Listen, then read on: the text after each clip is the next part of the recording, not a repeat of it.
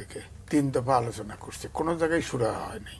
কারণ আমাদের যে জাতীয় কিন্তু ব্যবসায়ীরাও খুব ছিল, টেনশনে ছিল যে গার্মেন্টস হচ্ছে 80%, সেখানে যদি এক্সপোর্ট আমরা করি তো এটার উপরে যদি 35% বাড়তি শুল্ক পড়ে তাহলে তো এটা বসে যাবে, বাংলাদেশের অর্থনীতি বিকল হয়ে যাবে। তো এরপরে করছে কি, গোপনে এই সরকার গোপনে আমেরিকার সাথে গোপন চুক্তি করছে। এখন এই চুক্তির একটা বেরোলো 25টা বিমান কিনছে।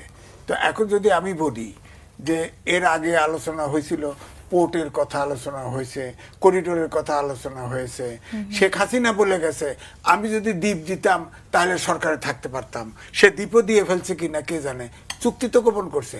অন্তর্বর্তীকালীন সরকার গোপন চুক্তি কি করে করে, কেন এটা প্রকাশ করবে না? জনগণ, সরকার কিন্তু এদেশের মালিক না, আমি মালিক, আপনি মালিক, আমরা 4 জন মালিক। আমাদের কাছে অবশ্যই গোপন চুক্তি করতে তাকে ক্লিয়ার করতে হবে।